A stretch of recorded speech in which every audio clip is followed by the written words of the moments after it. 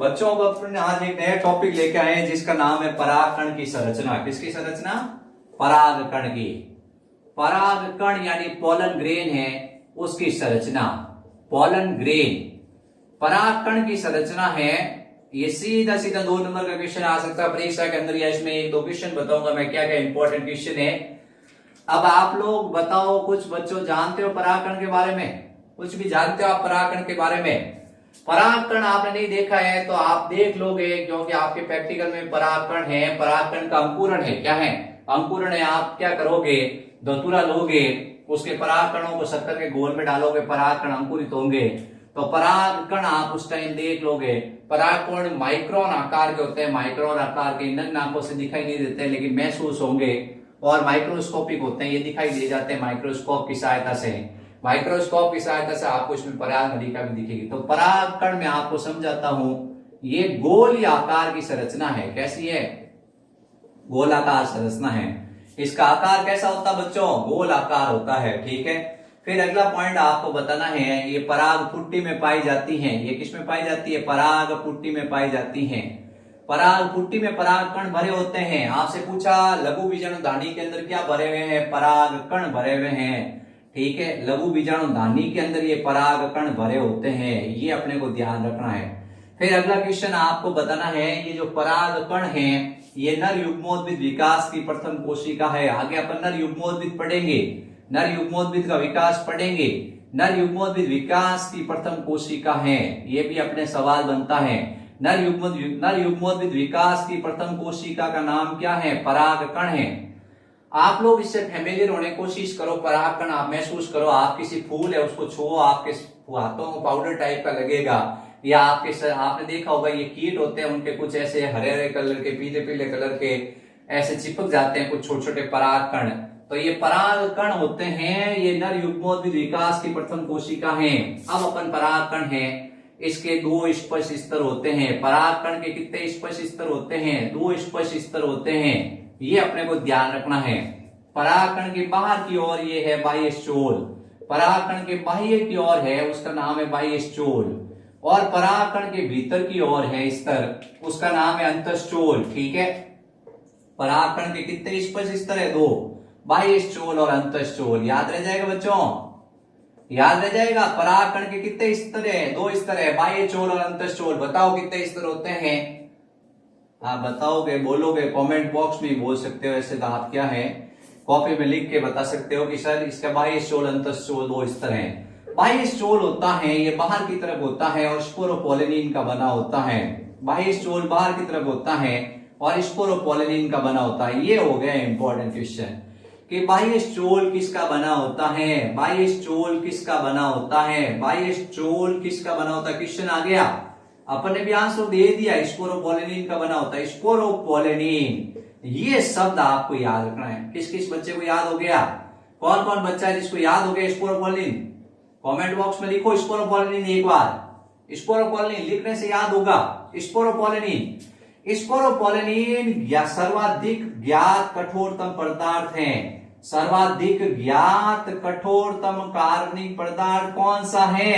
Question पूछा गया, अगला क्वेश्चन यहां से बना, सर्वाधिक ज्ञात कठोरतम कार्बनिक पदार्थ कौन सा है? तो अपन ने भी उत्तर दे दिया। उत्तर क्या दिया बताओ? क्या दिया बच्चों? स्पोरोपोलिनिन। क्या दिया? स्पोरोपोलिनिन। स्पोरोपोलिनिन सबसे ज्ञात कठोरतम कार्बनिक पदार्थ है। ये मतलब इसके ऊपर उच्च तापमान का प्रभाव नहीं होता है, इसके ऊपर अम्ल का प्रभाव नहीं होता है, इसके ऊपर क्षार का प्रभाव नहीं होता है, यानी इसका निम्नीकरण संभव नहीं है। आपने कहा कि आज मैं इसको गला दूंगा, आज मैं इसको जला दूंगा, आज मैं इसको नष्ट कर दूंगा, इसके ऊपर किसी एंजाइम का प्रभाव नहीं होता है। आपने इसके ऊपर एंजाइम गिराए, पेप्सिन, रेनिन, डिप्सिन, लाइपेज एंजाइम गिराए और कहा कि मैं इसको नष्ट कर दूंगा। एंजाइम द्वारा नष्ट नहीं होता है, एंजाइम द्वारा नष्ट नहीं होता है। तो कितना अच्छा क्वेश्चन बन गया बच्चों स्पोरोपोलिनिन का। स्पोरोपोलिनिन सर्वाधिक ज्ञात कठोरतम कार्बनिक पदार्थ है जिसके ऊपर तापमान, अम्ल, क्षार का प्रभाव नहीं होता और इसका निम्नीकरण नहीं हो सकता है, यानी किसी एंजाइम द्वारा ये नष्ट नहीं हो सकता है। परागकण, परागकण के बारे में ये बताना है। फिर परागकण है, इसमें स्पोरोपोलिन हो गया है। स्पोरोपोलिन सर्वाधिक ज्ञात कठोरतम कार्बनिक पदार्थ है। ठीक है, इस बाह्य जो ये बाह्य चोल है इसमें कुछ जगह स्पोरोपोलिन होता नहीं है, वहां पाए जाते हैं छिद्र। उन छिद्रों को अपन कहते हैं जनन छिद्र। उन छिद्रों को अपन कहते हैं जनन छिद्र। ये कुछ जगह पे क्या होता है, स्पोरोपोलिन होता नहीं है। स्पोरोपोलिन होता नहीं है तो वहां छिद्र पाए जाते हैं। उन छिद्रों को कहते हैं जनन छिद्र। क्या कहते हैं बच्चों? जनन छिद्र। क्या कहते हैं? जनन छिद्र कहते हैं। याद रखना, ये जनन छिद्र है। क्या है? जनन छिद्र है। कि यहाँ पर क्या है? जनन छिद्र है। इन जनन छिद्रों से क्या निकलता है? इन जनन छिद्रों से निकलती है पराग नलिका। इन जनन छिद्रों से क्या निकलेगी? इन जनन छिद्रों से निकलेगी ऐसे पराग नलिका। क्या निकलेगी? पराग नलिका। ये ऐसे पराग नलिका निकलेगी। तो क्वेश्चन आ गया कि जनन छिद्रों से क्या निकलती है? पराग नलिका। क्या निकलती है? पराग नलिका, पॉलन ट्यूब। अब सवाल पूछा कि ये जनन छिद्रों से पराग नलिका निकलती है, इसको क्या कहते हैं? पराग नलिका। तो इसको कहते हैं पराग कण का अंकुरण। क्या कहते हैं? पराग कण का अंकुरण। पराग कण का अंकुरण क्या है? जनन छिद्रों से पराग नलिका निकलती है, इसको कहते हैं पराग कण का अंकुरण। ये पराग कण का अंकुरण हो गया। क्या हो गया? पराग कण का अंकुरण हो गया। ठीक है, तो अपने ये थोड़ा मैंने आपको इंट्रोडक्शन दिया, एक बार वापस सुन लो। पराग कण क्या? ये गोलीय आकार की संरचना है। इसमें पराग पुट्टी में ये पाए जाते हैं। नर युग्मोद्भिद विकास की प्रथम कोशिका है। फिर आपको बताना है कि इसमें दो स्पर्श स्तर है। बाह्य स्तर को अपन क्या कहते हैं? बाह्य चोल। और आंतरिक स्तर को क्या कहते हैं? अंतःचोल। बाह्य चोल है, उसमें क्या पाए जाते हैं? जनन छिद्र। क्या पाए जाते हैं? जनन छिद्र। बाह्य चोल किसका बना होता है? स्पोरोपोलिन का। स्पोरोपोलिन का ये बना होता है। इसकी विशेषता, स्पोरोपोलिन की विशेषता है सर्वाधिक ज्ञात कठोरतम कार्बनिक पदार्थ स्पोरोपोलिन। इसका तापमान द्वारा, उच्च अम्ल द्वारा, क्षार द्वारा निम्नीकरण नहीं हो सकता। कोई भी एंजाइम इसके ऊपर डाल दो, नष्ट नहीं होगा।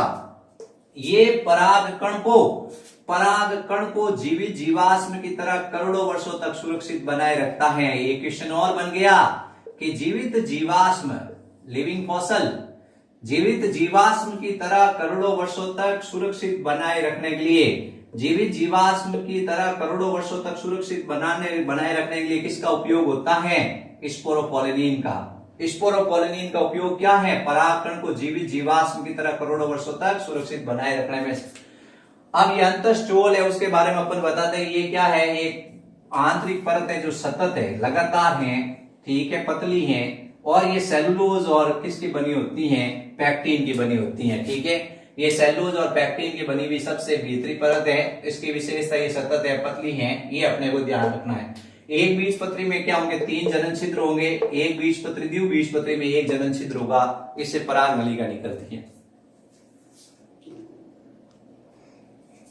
अपन परागकण की संरचना पढ़ रहे थे। परागकण के 2 स्पर्श स्तर है।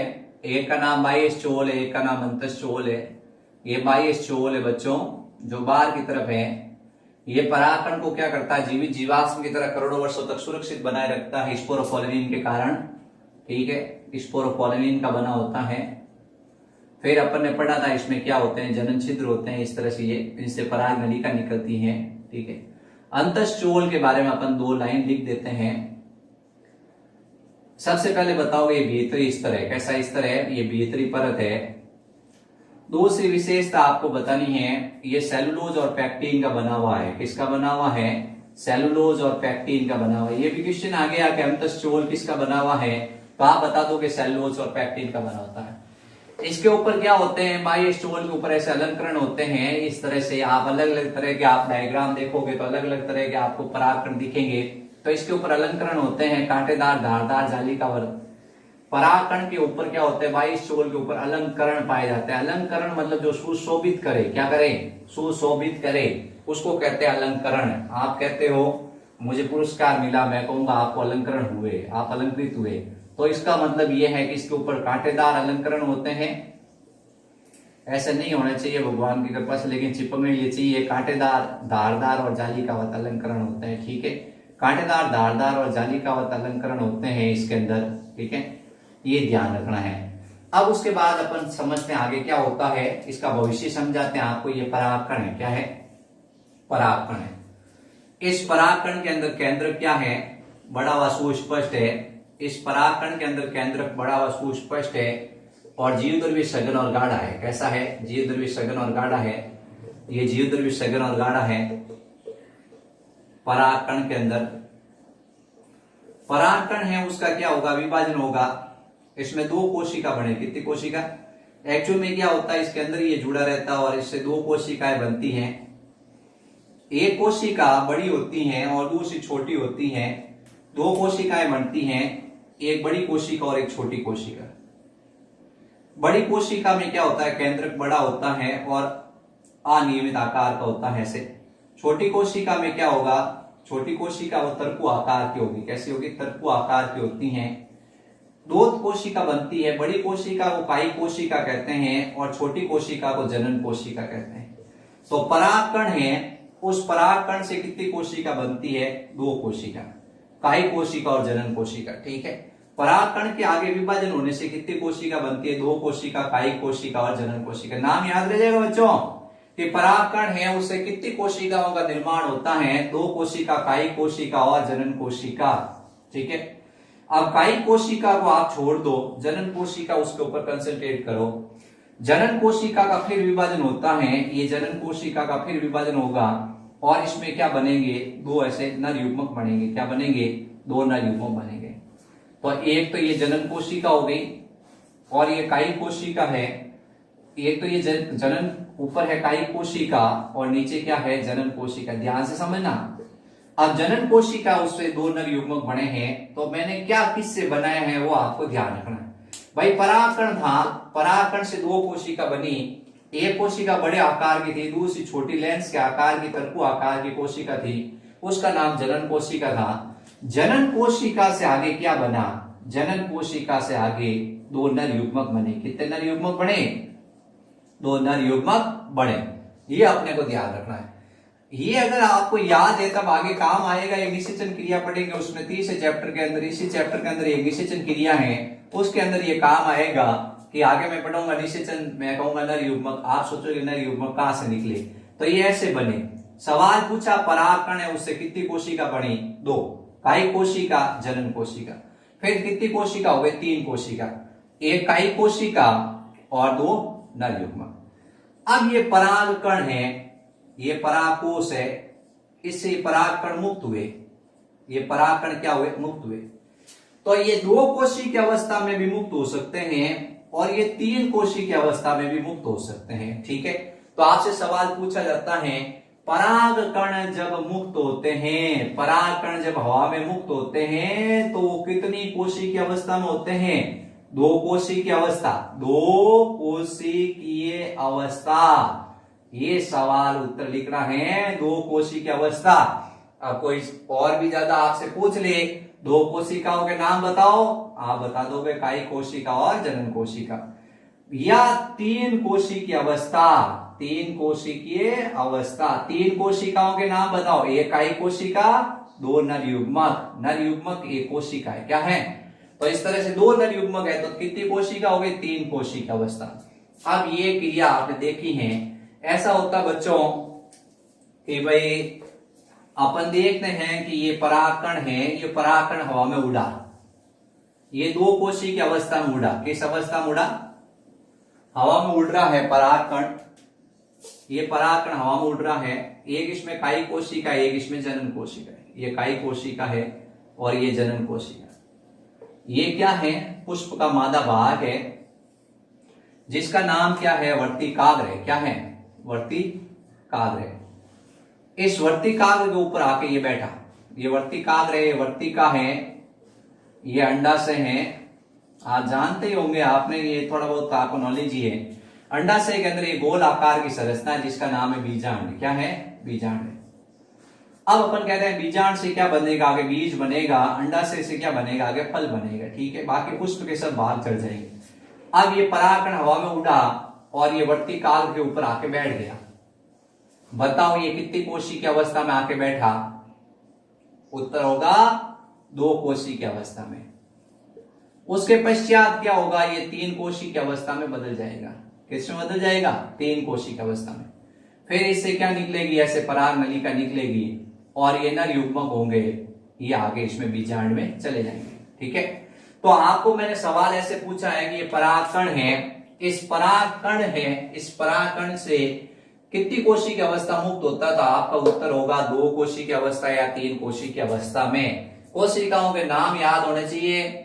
पहले अपन ने पढ़ा लघु बीजाणु मात्र कोशिका। लघु बीजाणु मात्र कोशिका से क्या पढ़ा? लघु बीजाणु। और लघु बीजाणु से क्या बने? परागकण। क्या बने? परागकण। परागकण से क्या बनी? जनन कोशिका, कायिक कोशिका। जनन कोशिका, कायिक कोशिका। और जनन कोशिका से क्या बने? 2 नर युग्मक। क्या बने? 2 नर युग्मक। ये अपने को सीक्वेंस याद होना चाहिए। अगर सीक्वेंस याद है तो आप आराम से क्या सॉल्व कर सकोगे। अपन पढ़ रहे हैं परागकण। तो परागकण है, उसमें अपन ने देखा कि 2 कोशिका अवस्था है। एक का नाम है जनन कोशिका और एक का नाम है कायिक कोशिका। ठीक है, कायिक कोशिका और जनन कोशिका। ठीक है बच्चों, अब इसमें 2-3 सवाल बना देते हैं अपन। कायिक कोशिका क्या होती है? बड़ी होती है। कैसी होती है? बड़ी होती है। केंद्रक अनियमित आकार का। कैसा होगा? केंद्रक अनियमित आकार का। ठीक है, केंद्र कैसा होगा इसमें? अनियमित आकार का। इसके अंदर क्या होगा? जीवद्रव्य सघन और गाढ़ा। जीवद्रव्य सघन और गाढ़ा। कायिक कोशिका की विशेषता बता रहे हैं बच्चों अपन। कायिक कोशिका के बच्चा आप ध्यान से सुनना। कायिक कोशिका में केंद्रक बड़ा हुआ अनियमित आकार का, इसमें जीवद्रव्य सघन और गाढ़ा। ये कोशिका खुद बड़ी है।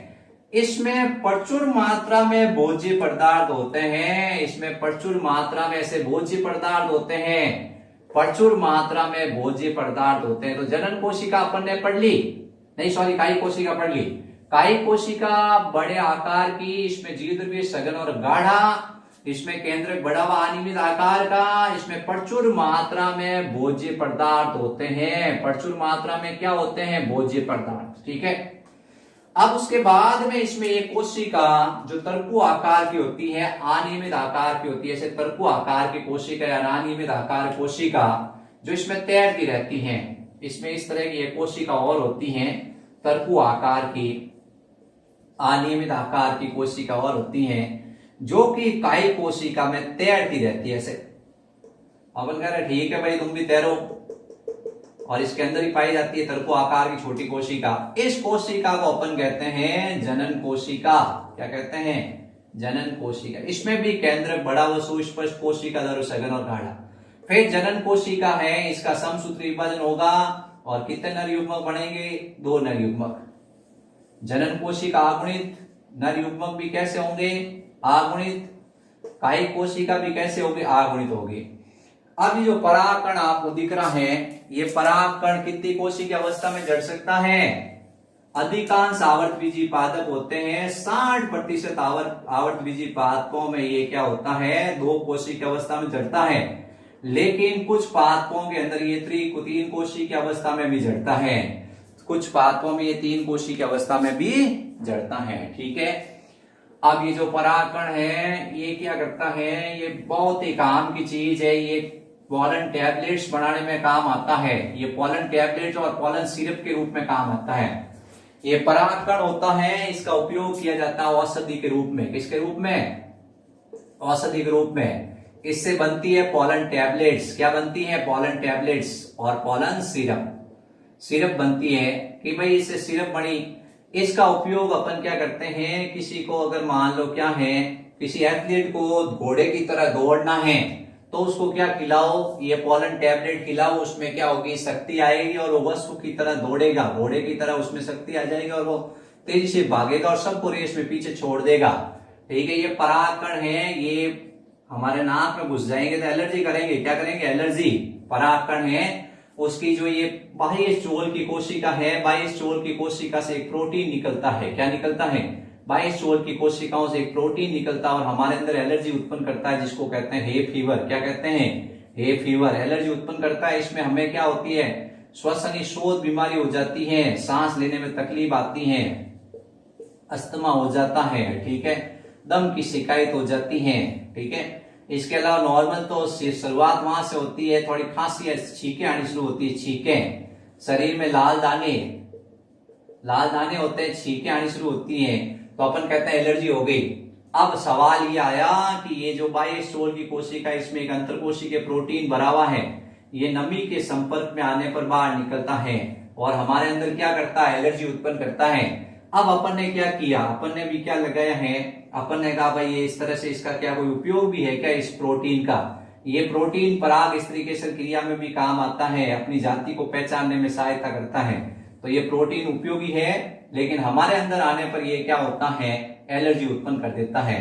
अब क्वेश्चन पूछा जाता है कि ऐसा कोई पादप का नाम बताओ जिससे हमको एलर्जी होती है। तो मैं आपको बता दूं एक पादप जिसका नाम है चिनोपोडियम। क्या है, चिनोपोडियम। दूसरा पादप है जिसका नाम है पार्थेनियम। क्या है, पार्थेनियम। ठीक है। तीसरा पादप है ज्वार। क्या है, ज्वार। तो पार्थेनियम है, इसको कांग्रेस घास के नाम से भी जानते हैं, पार्थेनियम को कांग्रेस घास के नाम से भी जानते हैं। ठीक है, छिटक चांदनी के नाम से भी जानते हैं। पार्थेनियम होता है, जो पार्थेनियम पादप है उससे एलर्जी उत्पन्न होती है। नाम याद रखना है। ठीक है, पार्थेनियम नाम याद रखना है, इससे क्या उत्पन्न होती है, एलर्जी की उत्पन्न होती है। और सवाल आता है कि जब विदेश से गेहूं का पौधा आयातित किया गया, जब विदेश से गेहूं का पौधा लाया गया तो उसके साथ में कौन सी खरपतवार आई, उसके साथ में कौन सा अवांछित पौधा आया जो यहाँ उग गया है और एलर्जी उत्पन्न कर रहा है। तो पार्थेनियम घास कौन सी है, पार्थेनियम घास है, अपने को ध्यान रखना है। तो ऐसी कौन सी गेहूं के साथ में खरपतवार आई है जिससे अपने को एलर्जी उत्पन्न हुई है, तो पार्थेनियम नाम याद रह जाएगा। पार्थेनियम लिखो कॉपी के अंदर, पार्थेनियम, पार्थेनियम। ऐसा कौन सा पादप है जो गेहूं के साथ आयातित हुआ जिसके कारण अपन को एलर्जी उत्पन्न हुई है, पार्थेनियम। बच्चों कौन सा हुआ, पार्थेनियम। इसके कारण अपने को क्या हुई, एलर्जी उत्पन्न हुई है। ये सामान्य भाषा में कहलाता है गाजर घास। क्या कहलाता है, गाजर घास भी कहते हैं इसको। ठीक है, तो ये अपने को ध्यान रखना है कि परागकण का नॉर्मल अपन इंट्रोडक्शन दे रहे हैं। अब मैं इसको एक बार थोड़ा बता दूं वापस कि इसकी जो परागकण, इसके उपयोग भी है कि इसको पोलन टैबलेट और पोलन सिरप के रूप में इसका उत्पादन करते हैं और इसको वर्ध स्तर पर उगाया जाता है, औद्योगिक स्तर पर इससे खेती की जाती है, पुष्प बनते हैं और उन पुष्पों से फिर औषधि प्राप्त की जाती है परागकणों से। अपन कहते हैं कि ये उपयोग हो गया, तो हानि भी है इसकी। हानि एलर्जी उत्पन्न करते हैं, इससे एक ऐसा पदार्थ निकलता है जो एलर्जी उत्पन्न कर देता है। अस्थमा, श्वसन शोध, ये ऐसी बीमारियां होती है जिसमें श्वास नली पिचक जाती है, सांस लेने में तकलीफ होती है। तो ये क्या करता है, अपन जैसे बार बार अपने नाक में घुस रहा है परागकण, परागकण घुसते ही अपने को क्या करेगा, अपने अंदर हानिकारक इफेक्ट करेगा। अब कोई ऐसा पौधा है उसके बारे में बताओ जो विदेश से आया है और भारत में आकर उसने तहलका मचा दिया, खलबली मचा दी है, तो अपन कहेंगे हाँ इसका नाम है गेहूं के साथ आयातित किया गया पार्थेनियम खरपतवार, गाजर घास। ये क्या कर रहा है, एलर्जी उत्पन्न कर रहा है। ठीक है बच्चों, ये अपने को ध्यान रखना है। परागकण पढ़ रहे हैं अपन, परागकण की संरचना। अब परागकण है, उसमें दो छोटे छोटे सवाल और बचे हैं, फिर परागकण पूरा हो जाएगा। अपन क्या करते हैं, इस टॉपिक है इसको पक्का याद कर लेते हैं। परागकण, कैसा भी सवाल आओ परागकण में आप लोग जरूर आंसर दे दोगे। अब सवाल आता है कि परागकण है उसकी जीवन क्षमता कितनी होती है। परागकण की जीवन क्षमता अपन कहते हैं लाइफ स्पेन कितना होता है, तो ये एक्चुअल में क्या है, आर्द्रता और तापमान पर डिपेंड है। किसके ऊपर डिपेंड है, आर्द्रता और तापमान पर डिपेंड है। लेकिन जैसे गेहूं के अंदर और धान के अंदर इसकी लाइफ स्पेन, गेहूं है, चावल है, धान है, गेहूं और धान के अंदर ये 30 मिनट तक जिंदा रहते हैं, इससे ज्यादा जिंदा नहीं रहते हैं। लेकिन जैसे लेग्यूमिनेसिकुल है, जैसे रोजेसिकुल है, इन पादपों के अंदर ये कुछ महीने तक जिंदा रह सकते हैं। सोलेनेसिकुल है, लेग्यूमिनेसी, सोलेनेसी, इन पादपों के अंदर ये क्या होते हैं, कुछ महीने तक जिंदा रहते हैं परागकण, फिर इनका लाइफ स्पेन खत्म हो जाता है। ठीक है, तो परागकण का ज्यादा जीवन क्षमता होती नहीं है, तापमान और आर्द्रता पर डिपेंड है, कितनी ह्यूमिडिटी है, कितना टेम्परेचर है। टेम्परेचर ज्यादा है तो तुरंत मर जाएंगे। गेहूं में गिरा परागकण गिरते ही 30 मिनट जिंदा रहेगा, फिर खत्म हो जाएगा। लेग्यूमिनेसी, सोलेनेसिकुल के कुल पादपों में कुछ महीने तक जिंदा रहता है। ये पुष्प है, इसके अंदर ये परागकण मुक्त हुआ, ये मादा भाग इस तरीके से रहे, अगर ये पास में ये परागकण उड़ा पहुंच जाएगा। ये पुष्प है, यहां से ये दूसरा पुष्प है, यहाँ परागकण आना है। अब ये यहां से परागकण उड़े, यहां से उड़े, 1 महीना हो गया, 2 महीना हो गया तो गिरे, फिर नष्ट हो जाएंगे। यहां से आगे 30 मिनट के अंदर तो यहाँ पे ये निषेचन कर पाएंगे। तो इसका जीवन काल है, वो जीवन काल अलग अलग पादपों में वेरिएंट है, ये अपने को ध्यान रखना है। अब सवाल इसमें इंपॉर्टेंट सवाल बनता है, क्रायोप्रिजर्वेशन क्या है? क्रायोप्रिजर्वेशन यानी पराग बैंक क्या है? पराग बैंक क्या होते हैं, बीज बैंक क्या होते हैं, परागकण का जहां संग्रह किया जाता है। एक मैंने बताया कि परागकण विज्ञान क्या है, आपको थोड़ा एक परिभाषा बता दूं। विज्ञान की वह शाखा जिसमें परागकण का अध्ययन करते हैं, पैलिनियोलॉजी। पैलिनियोलॉजी क्या है? विज्ञान की वह शाखा जिसमें परागकण का अध्ययन करते हैं। परागकण है उसको निम्न ताप पर संरक्षित किया जाता है, निम्न ताप पर संरक्षित किया जाता है। निम्न ताप कितना? -196 डिग्री सेंटीग्रेड टेम्परेचर है और तरल नाइट्रोजन है। तरल नाइट्रोजन और 196 डिग्री सेंटीग्रेड पे परागकण को आपने क्या किया? संग्रहित किया है। तो अपन कहते हैं ये क्या है? ये एक्चुअल में परागकण का संग्रहण किया है, इसको अपन कहते हैं मतलब अपन कहते हैं क्रायोप्रिजर्वेशन। क्या कहते हैं? क्रायोप्रिजर्वेशन। निम्न ताप पर संग्रहित करना, हिमशीतीकरण। क्या कहते हैं? हिमशीतीकरण। हिमशीतीकरण का मतलब क्रायोप्रिजर्वेशन। किसी भी चीज को आप निम्न ताप पर संग्रहित करते हो तो उसको कहते हैं क्रायोप्रिजर्वेशन। अब जैसे कुछ अच्छे किस्म के सांड होते हैं, अच्छी किस्म के जैसे बैल, अच्छी किस्म के सांड होते हैं, अच्छी किस्म के भैंस होते हैं, भैंसे होते हैं, उनके वीर्य को लिया जाता है। क्या किया जाता है? वीर्य को लिया जाता है। फिर इनको क्या किया जाता है? -196 डिग्री सेंटीग्रेड और तरल नाइट्रोजन में डाल दिया जाता है। जिस किसी को भैंस को आवश्यकता होती है अच्छे वीर्य की, या गाय को वीर्य की आवश्यकता होती है, तो उसके शरीर में डाल दिए जाते हैं। इसी तरह से बीजों को भी संरक्षित किया जाता है, अच्छी किस्म के बीज है उनको भी संरक्षित किया जाता है निम्न ताप पर। तो अपन कहते हैं बीज भंडार। क्या कहा? बीज भंडार। तो इस तरह से ये निम्न ताप पर किसी चीज को संरक्षित करते हैं, इसको अपन क्या कहते हैं? क्रायोप्रिजर्वेशन के नाम से जानते हैं। तो क्रायोप्रिजर्वेशन का मतलब है निम्न ताप पर संरक्षित करना। आपने क्या किया? जैसे शुक्राणु होते हैं उसको संग्रहित किया जाता है, वीर्य को संग्रहित किया जाता है। शुक्राणु वीर्य के अंदर ही होते हैं, नष्ट सुधार करनी होती है। अच्छी किस्म के आपको क्या होते हैं? जंतु बनाने होते हैं, वीर्य इकट्ठा करते हो। आप क्या करते हो? अच्छी किस्म के पौधे बनाने होते हैं, उनके बीजों को इकट्ठा कर लेते हो। अब उनको संरक्षित रखनी पड़ती है कई सालों तक, कई महीनों तक। कोई जाति विलुप्त होने वाली होती है मान लो, तो उसके जन्मदर को संरक्षित किया जाता है। तो ये आपको क्वेश्चन यहां से पुटअप होता है। बहुत अच्छा क्वेश्चन है। कोई भी आपसे 1 नंबर का क्वेश्चन पूछ ले, आपको जनरल साइंस अगर पता है और क्रायोप्रिजर्वेशन आपसे पूछ ले कोई भी, तो आपको बच्चों पता होना चाहिए कि आपने किसी चीज को कभी फ्रीज में रखा है, खराब होती हो? नहीं होती है। बोलो ना, नहीं होती है ना। तो क्रायोप्रिजर्वेशन क्या है? एक ऐसी क्रिया है जिसमें किसी वस्तु को निम्न ताप पर संरक्षित किया जाता है लेकिन वो वस्तु खराब नहीं होती है, तो उसको कहते हैं क्रायोप्रिजर्वेशन। ठीक है। तो क्रायोप्रिजर्वेशन का मतलब हिमशीतीकरण, मतलब उसको आपने लेके बर्फ में डाल दिया, तरल नाइट्रोजन और -196 डिग्री सेंटीग्रेड, तरल नाइट्रोजन निष्क्रिय वातावरण कर देता है। कैसा वातावरण कर देता है? निष्क्रिय वातावरण कर देता है। तो इस तरह से वस्तु लंबे समय तक खराब नहीं होती है। तो ये परागकण मैंने पूरा समझा दिया है, आप लोग अच्छे से याद करना है इसको, और कोई समस्या हो तो मेरे को बता देना कि सर हमको ये समझ में नहीं आया। Thank you.